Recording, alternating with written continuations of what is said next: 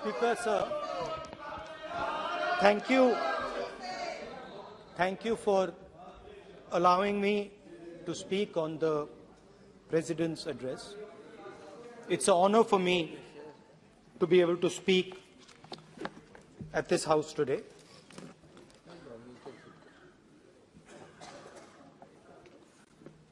जैसे आप सबको मालूम है, पिछले 4 महीनों में हम भारत जोड़ो यात्रा कन्याकुमारी से लेकर कश्मीर तक हम पैदल चले।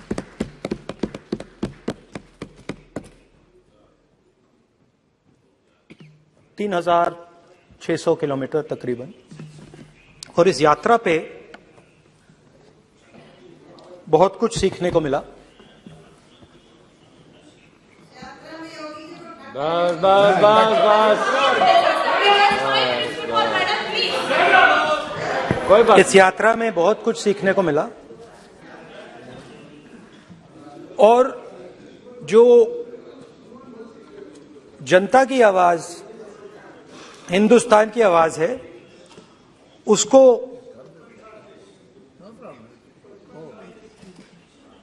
गहराई से सुनने का मौका मिला।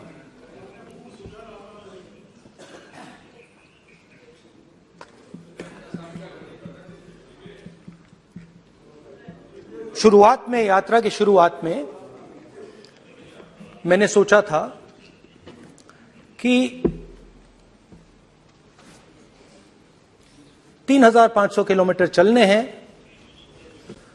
और मुश्किल है मगर किया जा सकता है।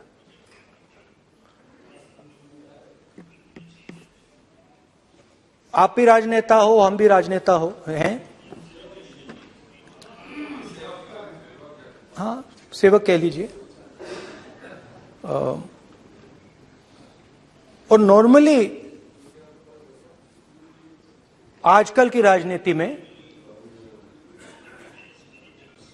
जो हमारी पुराना ट्रेडिशन था पैदल चलने का, वो आजकल हम सब लोग, हम भी आप भी, उस ट्रेडिशन को शायद भूल गए या उसका हम पालन नहीं करते। मैं भी उसमें शामिल था, आप भी उसमें शामिल हैं। हम सब, कोई गाड़ी में जाता है, कोई हवाई जहाज में जाता है, कोई हेलीकॉप्टर में जाता है, मगर पैदल कम चलते हैं। ठीक है, ठीक है। और जब पैदल चला जाता है, हाँ पैदल जाएंगे, सब जगह पैदल जाएंगे, घबराइए मत। तो जब पैदल चला जाता है, मैं 1 किलोमीटर की बात नहीं कर रहा हूं, 10 की नहीं कर रहा हूं, 25 की नहीं कर रहा हूं, मैं 2-3-400 किलोमीटर की बात कर रहा हूं। जब 2-3-400 किलोमीटर चला जाता है तो शरीर पे दबाव पड़ता है, दर्द होता है, मुश्किल आती है। शुरुआत में चलते वक्त लोगों की आवाज सुन रहे थे हम, मगर हमारे दिल में यह भी था कि हम भी अपनी बात रखें। कोई हमारे पास आता था, कहता था कि मैं बेरोजगार हूं, और हमें लगता था कि नहीं, हमें कहना चाहिए कि तुम बेरोजगार क्यों हो, कारण क्या है। उसमें हम विपक्ष का रोल भी प्ले कर लेते थे, आपकी भी बुराई कर देते थे।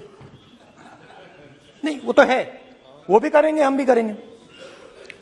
मगर थोड़ी देर चलने के बाद एक बदलाव आया, और जो हमारी आवाज थी, जो ये डिजायर था बोलने का कि भैया बेरोजगारी इसलिए है, महंगाई इसलिए है, वो बिल्कुल बंद हो गई। कि हमने इतने लोगों से बात की, मतलब हजारों लोगों से बात की, बच्चों से, बुजुर्गों से, महिलाओं से, माताओं से, बहनों से, कि थोड़ी देर बाद ये बिल्कुल आवाज बंद हो गई। और फिर हम गहराई से, और मैं खुल के कह सकता हूं, मैंने तो अपनी जिंदगी में इस प्रकार से कभी पहले सुना ही नहीं था, क्योंकि हम सब में थोड़ा सा अहंकार होता है कि हम ही बता दें, अपनी बात रख दें।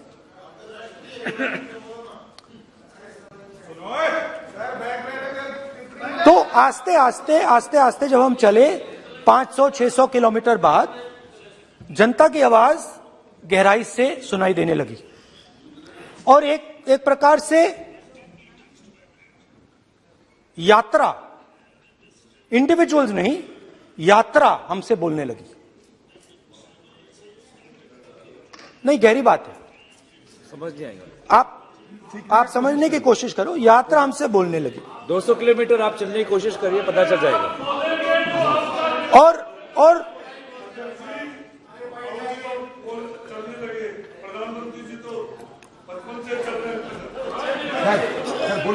वो चाय बेचने इसलिए जाते थे भैया। तो यात्रा बोलने लगी। कोई आता था, कहता था, युवक आता था, कहता था मैं बेरोजगार हूं। हम सवाल पूछते थे, क्या पढ़ा आपने? इंजीनियरिंग की, अब क्या करते हो? कोई कहता था मैं बेरोजगार हूं, कोई कहता था मैं उबर चलाता हूं, कोई कहता था मैं मजदूरी करता हूं। किसान आए हजारों। प्रधानमंत्री बीमा योजना की बात की कि हम पैसा भरते हैं, तूफान आता है, आंधी आती है, पैसा गायब हो जाता है।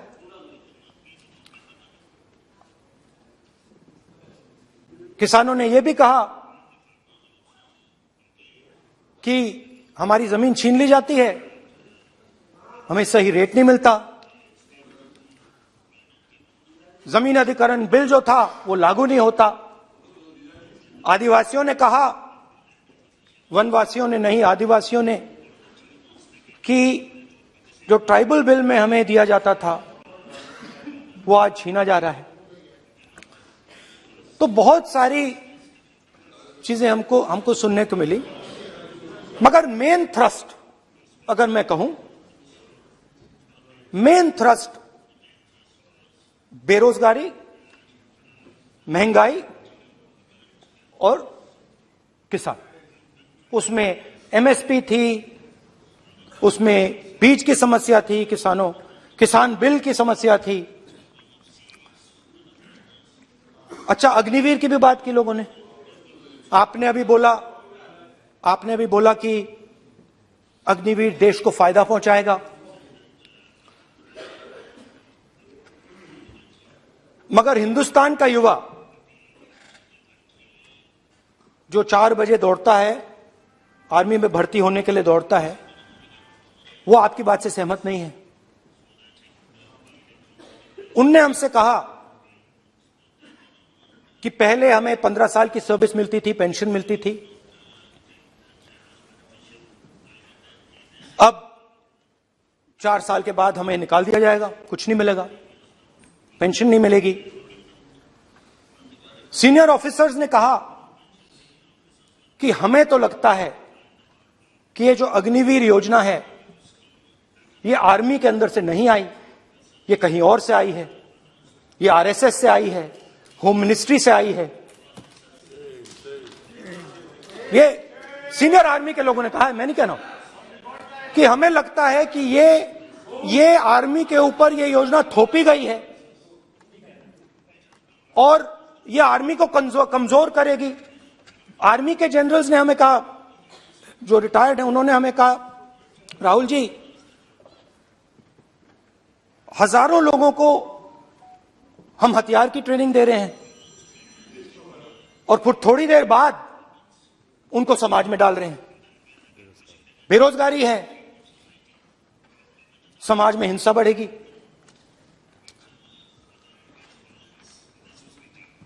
तो उनके मन में था कि ये जो अग्निवीर योजना जो है, ये आर्मी के अंदर से नहीं आई है। और मुझे नाम भी बताया कि अजीत डोभाल जी ने ये योजना आर्मी पे थोपी है। क्यों नहीं ले सकते? क्यों नहीं ले सकते? बिल्कुल ले सकते हैं, पार्लियामेंट में थोड़ी है वो। क्यों नहीं ले क्यों नहीं ले सकते? क्या बात कर रहे हैं? सवाल ये तर्क है, बाद में फिर अडानी के लिए भी यही बोलने वाले हैं, फिर ये तर्क है इनका।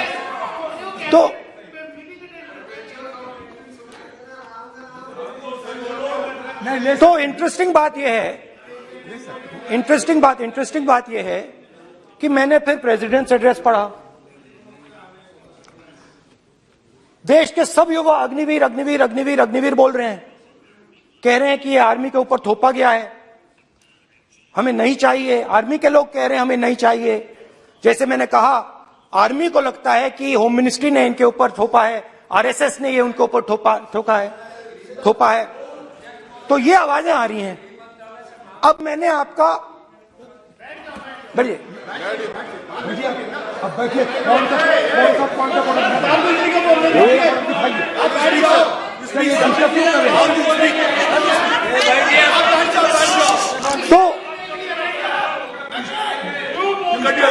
तो एक फर्क, ये थोड़ा पानी ले आओगे? मैंने पानी। तो मुझे एक फर्क दिखा। प्रेसिडेंट्स एड्रेस में बहुत सारी चीजें बोली गई। अग्निवीर के लिए एक लाइन थी, एक शब्द, एक बार अग्निवीर शब्द का प्रयोग किया गया, और वो भी अग्निवीर योजना हमने दी। उससे ज्यादा कुछ नहीं बोला। कहां से आई, कौन लाया, किसको फायदा होगा, ये नहीं बोला। बेरोजगारी शब्द ही नहीं था उसमें। आपने देखा होगा, बेरोजगारी शब्द ही नहीं था प्रेसिडेंट एड्रेस में। महंगाई शब्द ही नहीं था। तो जो यात्रा में हमें सुनने को मिला, अग्निवीर, महंगाई, किसान, बेरोजगारी, प्रेसिडेंट एड्रेस में था ही नहीं। तो ये मुझे थोड़ा अजीब लगा कि जनता कुछ कह रही है और प्रेसिडेंट्स एड्रेस में कुछ और सुनाई दे रहा है। अच्छा, एक और चीज हमें बताई गई। तमिलनाडु से लेकर केरला, महाराष्ट्र, मध्य प्रदेश, सब जगह एक नाम सब जगह हमें सुनने को मिला, अदानी। यह नाम पूरे हिंदुस्तान में, केरल में, तमिलनाडु में, महाराष्ट्र, कर्नाटका, हिमाचल, कश्मीर, सब जगह अदानी अदानी अदानी अदानी अदानी।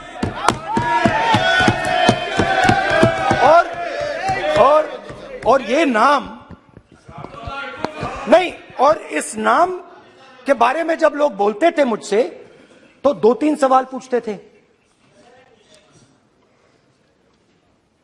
ये पूछते थे कि ये जो अदानी जी हैं, ये किसी भी बिजनेस में घुस जाता है, ये सफलता प्राप्त कर जाता है, ये कभी फेल नहीं होता।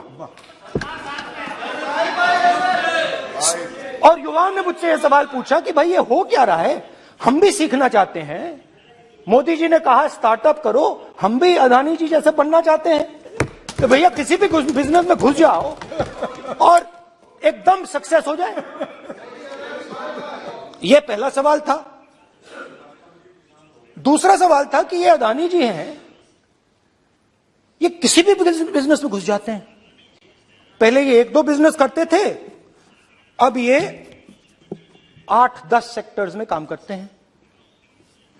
Airports, data centres, cement, solar energy, wind energy, aerospace and defence, consumer finance, renewables, media.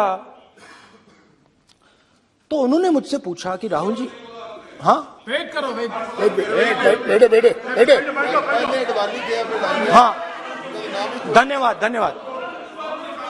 Ports की बात भी थी, पोर्ट्स की बात भी थी।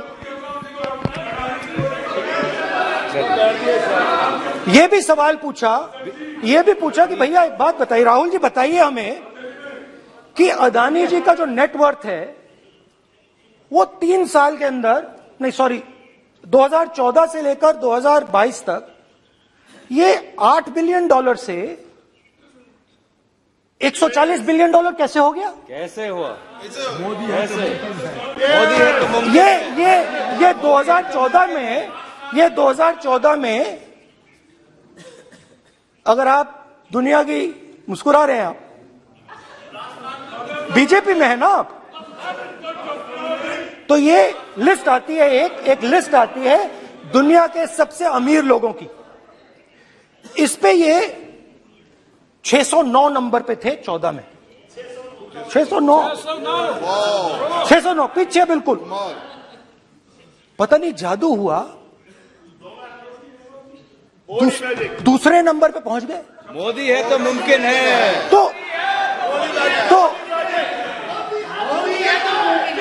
तो मुझसे पूछा यार, बहुत सारे लोगों ने पूछा कि भैया राहुल जी बताइए,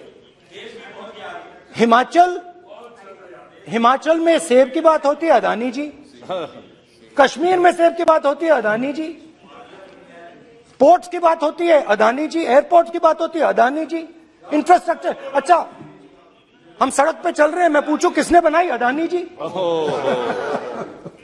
तो लोगों ने यह भी पूछा कि राहुल जी ये जो अदानी जी जो हैं, इनकी सफलता कैसे हुई? ये इतने बिजनेसेस में कैसे घुस गए? इतनी सफलता कैसे प्राप्त हुई? और सबसे जरूरी सवाल, इनका हिंदुस्तान के प्रधानमंत्री के साथ क्या रिश्ता है और कैसा रिश्ता है? देश जानना चाहता है, तो देश जानना चाहता है। ये देखिए रिश्ता, ये देख लीजिए प्लीज पोस्टर माननीय सदस्य पब्लिक में सर, नहीं स्पीकर सर, वो फोटो है सर, वो पोस्टर नहीं है।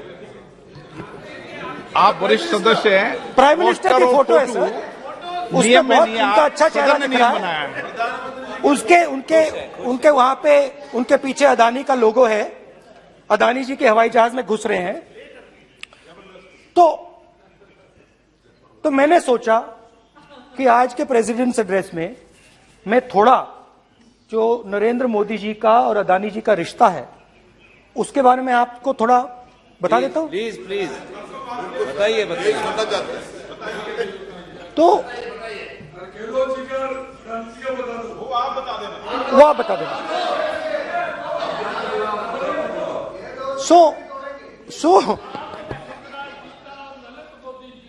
So the relationship begins many years ago when Narendra Modi ji was the Chief Minister of Gujarat. And when most of India's business was asking questions of the Prime Minister, was against the Prime Minister, one man stood shoulder to shoulder with the Prime Minister. He didn't back down. That's commendable. It's not a joke. He was loyal to the Prime Minister. And what did he do? He helped Mr. Modi construct the idea of resurgent Gujarat. Right? The idea that you bring these businessmen together,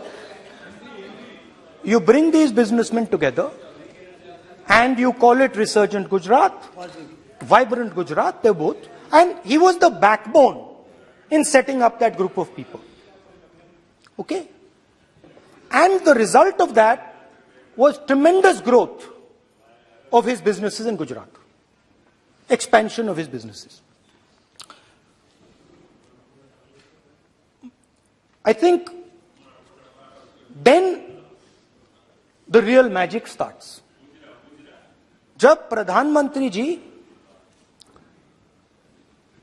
Delhi आते हैं और 2014 में असली जादू शुरू होता है। मैंने कहा कि 2014 में वो 609 नंबर पे थे, कुछ ही सालों में वो दूसरे नंबर पे पहुंच गए। कैसे पहुंचे? मैं आपको, बहुत सारी इंडस्ट्रीज में काम करते हैं, मैं आपको 2-3 इंडस्ट्रीज का उदाहरण दे देता हूं। एयरपोर्ट इंडस्ट्री की बात, एयरपोर्ट्स की बात करते हैं।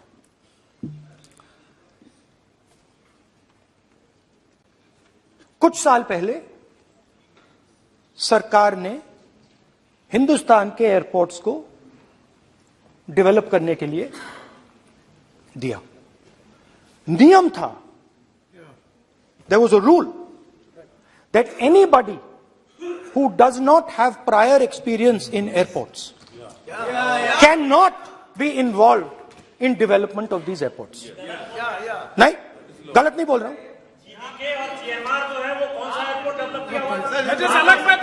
आप बैठ जाइए।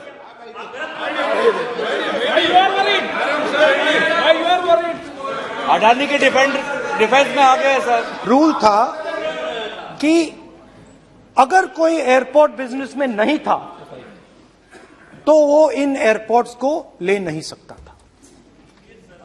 इस रूल को हिंदुस्तान की सरकार ने बदला। किसी ने भी बनाया हो रूल था, किसी ने भी बनाया हो रूल था। रूल बनाया किसने बात नहीं है, रूल बदला किसने बात है। रूल बदला गया और किसके लिए? अडानी से अडानी किसने किया है?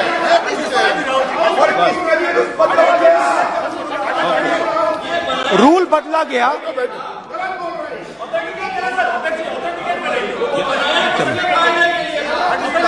सर पार्लियामेंट्री अफेयर्स चलता रहेगा क्या सर? आप पार्लियामेंट्री अफेयर्स मिनिस्टर से रूल को बदला गया। सर बोलने दीजिए। करना चाहिए सर, ऑथेंटिकेट करना चाहिए। चलिए तो ये रूल बदला गया। उस समय मीडिया में इसके बारे में चर्चा हुई थी। रूल बदला गया और अदानी जी को 6 एयरपोर्ट्स दिए गए।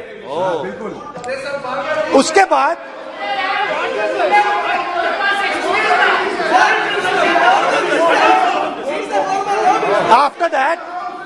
after that India's most strategic profitable airport, Mumbai airport, was taken away by GVK, hijacked by using the agencies. The agencies को CBI, ED का प्रयोग कर GVK पर दबाव डालकर हिंदुस्तान की सरकार ने उस एयरपोर्ट को अदानी जी के हाथों में कर दिया। सच है। रिजल्ट आया कि एयरपोर्ट्स में आज अदानी जी 24% हिंदुस्तान की एयर ट्रैफिक को अपने एयरपोर्ट से निकालते हैं और 31% एयर फ्रेट उनके एयरपोर्ट्स में से निकलता है। अब यह काम हिंदुस्तान की सरकार और हिंदुस्तान के प्रधानमंत्री जी ने फैसिलिटेट किया। अब आपने, जो पिछले स्पीकर थे उन्होंने फॉरेन पॉलिसी की बात की, हम भी फॉरेन पॉलिसी की बात करते हैं। चलिए डिफेंस से शुरू करते हैं। बहुत ऑप्शंस है, आप बताइए कहां से शुरू करें। बिजली, डिफेंस, बहुत ऑप्शंस है। Defence, let us start with defence. अब डिफेंस में अदानी जी का कोई एक्सपीरियंस नहीं था, 0 एक्सपीरियंस। कल मैंने प्रधानमंत्री को HAL में देखा। प्रधानमंत्री जी ने कहा कि गलत आरोप लगाया, मगर रियलिटी तो यह है कि HAL का जो कॉन्ट्रैक्ट था 126 हवाई जहाजों का, वो अनिल अंबानी को चला गया और अनिल अंबानी बैंकरप्ट हो गया। वहां भी फैसिलिटेशन था। अब देखिए, और ये जो फ्यूचर एंटरप्रेन्योर्स हैं, जो बिजनेस स्कूल हैं, हार्वर्ड यूनिवर्सिटी जैसे स्कूल हैं, इनको इसका केस स्टडी, इसकी केस स्टडी बनानी चाहिए, शायद बने। How to use government power to build individual businesses, case study.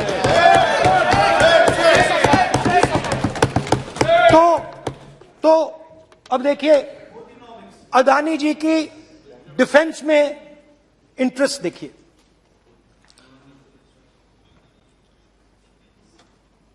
Elbit company के साथ हिंदुस्तान में अदानी जी ड्रोन्स बनाते हैं। ड्रोन्स को हिंदुस्तान की एयरफोर्स, आर्मी, नेवी के लिए रिफिट करते हैं। अदानी जी ने यह काम कभी नहीं किया है पहले। एचएएल ये काम करती है। हिंदुस्तान में और भी कंपनीज हैं जो ये काम करती हैं, मगर प्रधानमंत्री जी इजरायल जाते हैं और उसके एकदम बाद अदानी जी को ये कॉन्ट्रैक्ट मिल जाता है, मगर एक नहीं मिलता। ये मत सोचिए कि ये सिर्फ एक कंपनी की बात हो रही है, ये इंडस्ट्रीज की बात होती है यहां पे। जैसे मैंने आपको दिखाया, एयरपोर्ट का पूरा सिस्टम उठा के ले गए, 30% मार्केट शेयर एयरपोर्ट में ले गए, वैसे ही डिफेंस में करा। तो 4 डिफेंस की इनके पास कंपनीज हैं। यह काम इन्होंने कभी नहीं किया। स्मॉल आर्म्स, जिसमें टवॉर है जो हमारी स्पेशल फोर्सेस यूज करती है, आर्मी यूज करती है, जिसमें गलील स्नाइपर राइफल है, ये सब अदानी जी बनाते हैं। सीधा स्ट्रेट इजरायल में प्राइम मिनिस्टर जाते हैं, प्राइम मिनिस्टर के साथ वहां पे मतलब बीच में पैदल चलते हैं और फिर जादू से पीछे से इंडिया का फर्स्ट कॉम्प्रिहेंसिव एमआरओ मिल जाता है मेंटेनेंस के लिए, जहाजों के मेंटेनेंस के लिए। स्मॉल आर्म्स का बिजनेस मिल जाता है, इजरायली जो ड्रोन्स हैं उसका बिजनेस मिल जाता है। मतलब जो हिंदुस्तान और इजरायल का डिफेंस का रिश्ता है वो पूरा का पूरा अदानी जी के हाथ में चला जाता है। खत्म कहानी। हाँ, उसमें पेगासस भी है, तो पता नहीं वहां से क्या मतलब पेगासस कैसे आया, क्या हुआ, किसने दिया। अच्छा, एक और बड़ी इंटरेस्टिंग चीज है, एक कंपनी है अल्फा डिफेंस, जो डिफेंस इलेक्ट्रॉनिक्स का काम करती है, एवियोनिक्स का काम करती है, और बहुत स्ट्रेटेजिक कंपनी है। वो भी अदानी जी के हवाले कर दी गई, अदानी जी ने एक्वायर कर लिया। तो आपने देखा कि एयरपोर्ट्स का बिजनेस 30% मार्केट शेयर, हिंदुस्तान और इजरायल का जो वेपन्स का बिजनेस है 90% उठा के ले गए। एक विजिट फॉरेन पॉलिसी, ये है फॉरेन पॉलिसी। चलिए, अब मैंने आपको इजरायल की बात बताई, ऑस्ट्रेलिया चलते हैं। कोयला ऑस्ट्रेलिया चलिए। ऑस्ट्रेलिया में प्रधानमंत्री जाते हैं। आप बोलिए सर, स्पीकर सर, प्रधानमंत्री जी ऑस्ट्रेलिया जाते हैं और जादू से State Bank of India $1 billion loan Adani ji को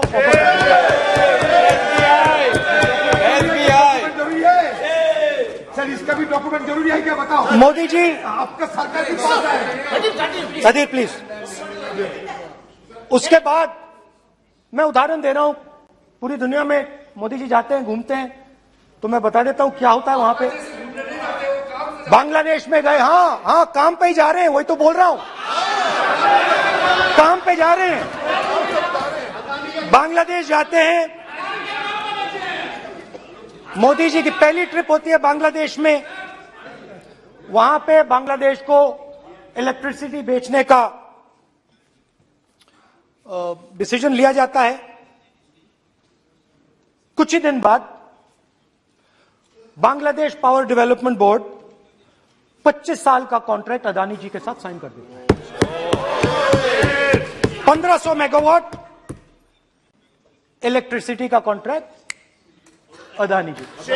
दोस्ती चलिए वहां से श्रीलंका चलते हैं।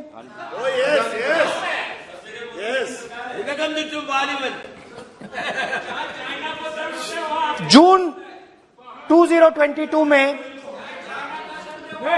Chairman of Sri Lanka's Ceylon Electricity Board, MMC Fernando, informed a parliamentary committee in Sri Lanka in open hearing that he was told by President Rajapaksa that PM Modi pressured him to give the wind power project directly to Mr. Adani.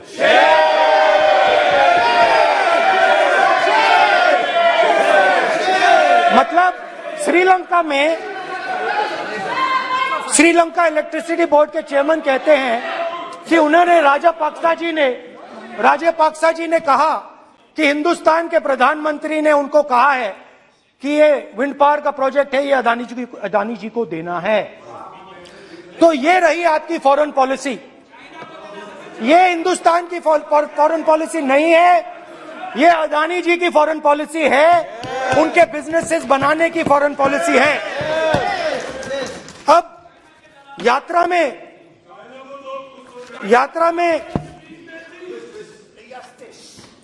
में मुझसे 2-3 और सवाल पूछे गए। यात्रा में लोगों ने मुझसे पूछा, राहुल जी ये जो LIC कंपनी है इसका पैसा अदानी जी की मदद करने के लिए क्यों डाला जा रहा है? उन्होंने यह भी पूछा कि अदानी जी के जो शेयर्स हैं बड़े वोलेटाइल हैं, उसमें LIC का पैसा क्यों डाला जा रहा है?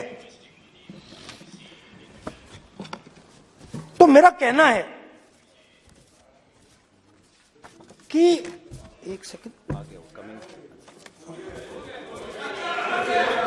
मेरा कहना है कि अदानी जी की मदद प्रधानमंत्री जी और हिंदुस्तान की सरकार कैसे करती है? हजारों करोड़ रुपए हिंदुस्तान के public sector banks Adani ji को मिलता है। 27,000 करोड़ रुपए SBI, PNB 7,000 crore, bank of Baroda 5,500 crore, ये मैं लिस्ट चलती जाएगी। LIC का एक्सपोजर 36,000 करोड़ रुपए, 3 crore SBI and other PSU bank holders. Money is going to Mr. Adani and to finance.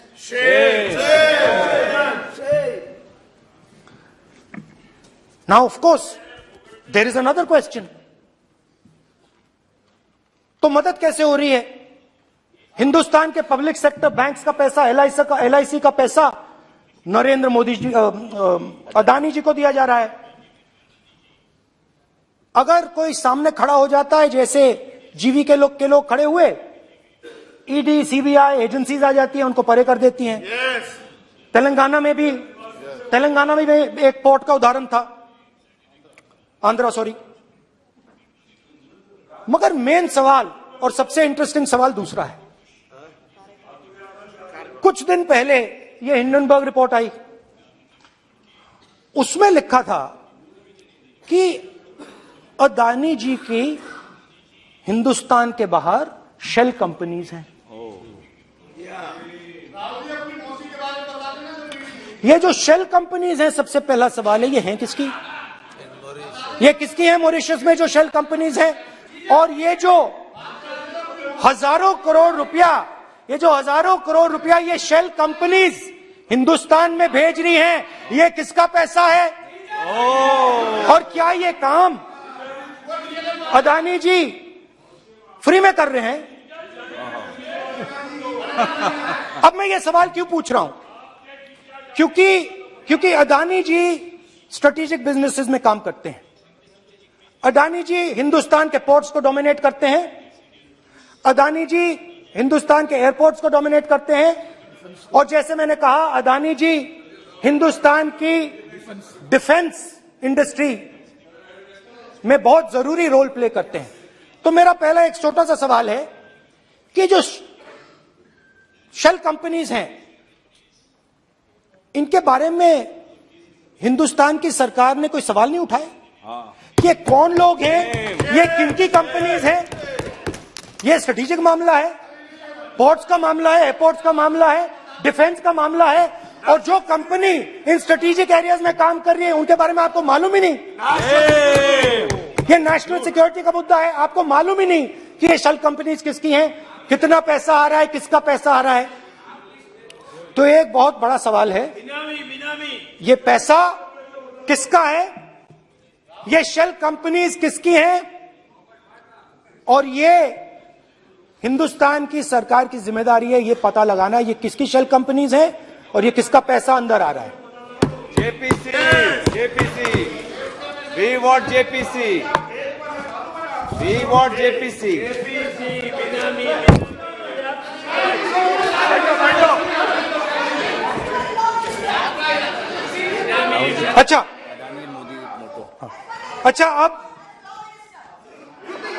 अच्छा अब चलिए छोटा सा बजट के बारे में बता देता हूं। 2022 में अदानी जी अनाउंस करते हैं कि वो $50 बिलियन इन्वेस्ट करेंगे to build the world's largest green hydrogen ecosystem. और इस बजट में बीजेपी की सरकार निर्मला सीतारमण जी कहती हैं हम ग्रीन हाइड्रोजन के लिए बहुत ह्यूज इंसेंटिव्स देंगे, 19,700 करोड़ रुपए हम ग्रीन हाइड्रोजन के लिए देंगे, मतलब अदानी जी को देंगे। जुगलबंदी बजट में अदानी जी के लिए 50 नए airport, coastal shipping, horticulture, grain storage, ये सब काम आप कर रहे हैं। तो मेरे सिर्फ कल प्रधानमंत्री जी आज कल भाषण देंगे, मेरे उनसे 2-3 छोटे से सवाल हैं। मेरा प्रधानमंत्री जी से 2-3 सवाल हैं।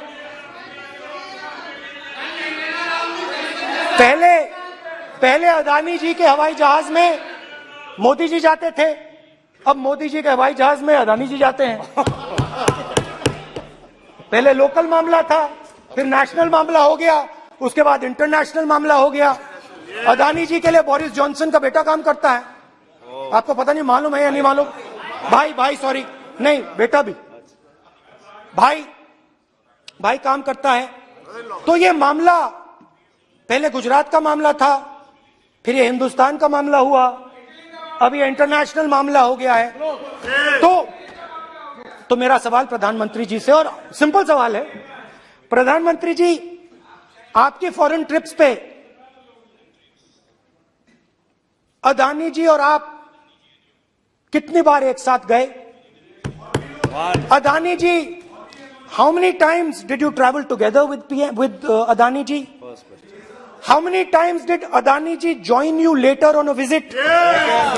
How many times did Adani ji travel to a country immediately after you did? Good question. And in how many of these countries after you visited did Adani ji get a contract? Good question. Also an important question, जरूरी सवाल, अदानी जी ने BJP को पिछले 20 साल में कितने पैसे दिए हैं?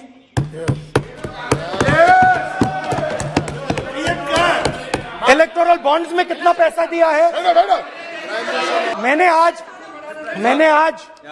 वो जो युवाओं ने मुझसे सवाल पूछा था कि अदानी जी की इतनी बिजनेस एक्यूमेंट कहां से आई, इतने अलग अलग सेक्टर्स में अदानी जी ने कैसे सक्सेस प्राप्त की, अदानी जी के बारे में पूरी दुनिया को स्टडी करनी चाहिए, हार्वर्ड यूनिवर्सिटी को स्टडी करनी चाहिए कि पॉलिटिक्स के बीच में और बिजनेस के बीच में कैसा रिश्ता होता है। India is a case study and prime minister Narendra Modi should be given a gold medal in this. Now बहुत अच्छी तरह बीजेपी के जो पिछले स्पीकर थे उन्होंने मेरे भाषण को इंकैप्सुलेट किया मेरे लिए बहुत अच्छी तरह। आपने जो मैं सोच रहा था आपने उससे और भी अच्छी तरीके से बोल दिया। Coming together is a beginning, Adani और keeping together is progress, working together is success. Adani ji and Narendra Modi ji, thank you.